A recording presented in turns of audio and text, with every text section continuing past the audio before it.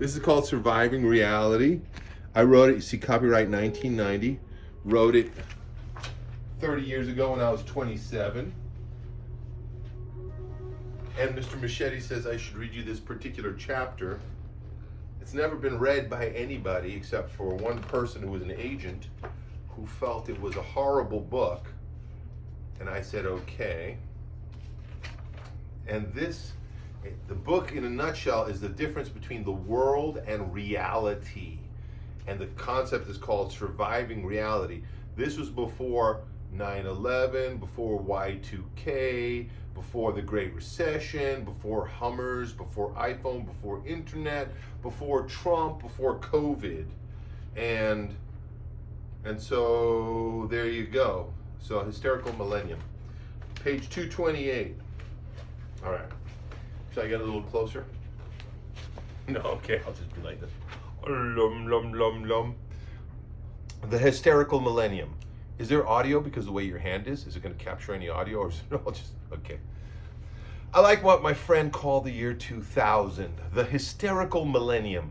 It sounds great. Look around, it is great. It's a global carnival like Rio, and it's building to a climax.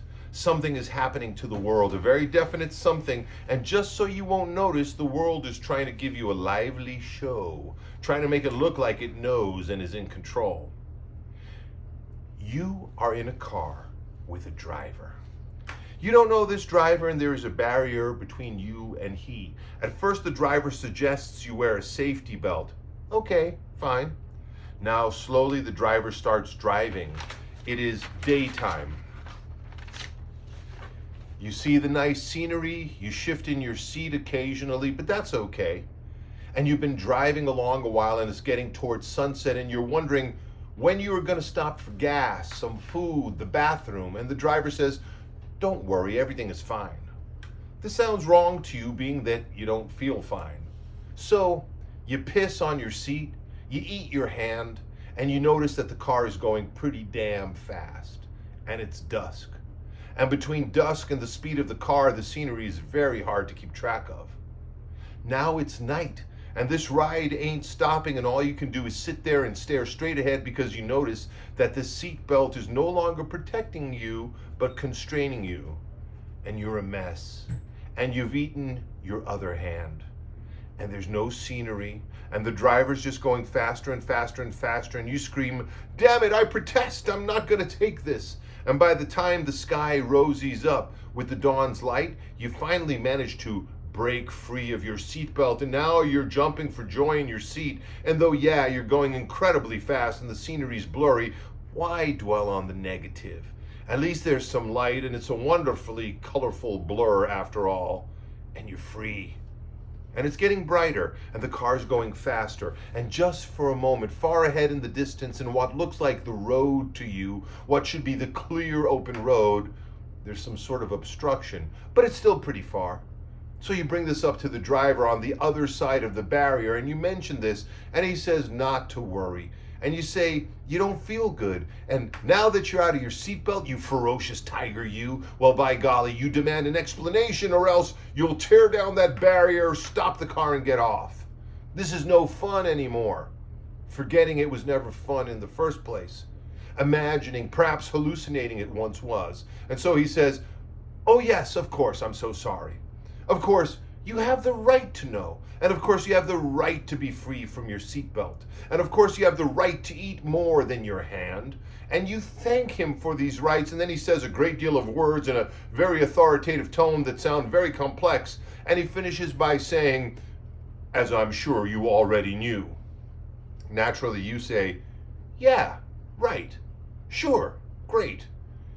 And while you are noticing the obstruction metamorphose into something much bigger and much clearer, since the sun is almost at high noon, you figure this is a good time to look at the scenery. Enjoy what you have. It's not that bad after all.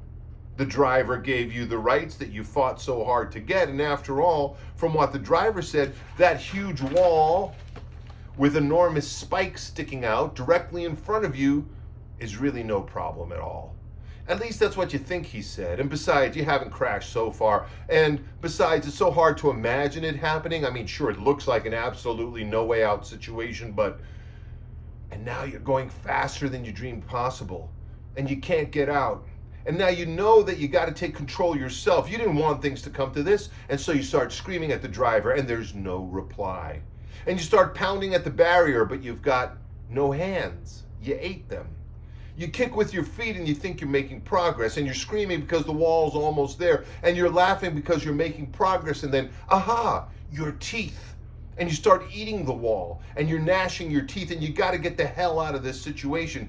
Who the hell was this driver? How the hell did you get here? What the hell is going on? And so you've lost some teeth.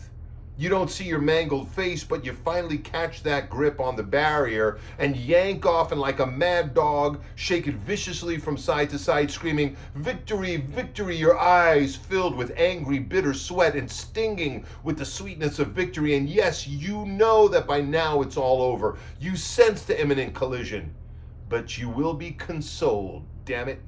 And you know that it's the last thing you will ever do. And you demand to know, you must know, who the hell was crazy enough to take you on this ride, to sacrifice himself to drive you crazy. He couldn't have gotten out of this car. And your eyes clear, and you hit the wall.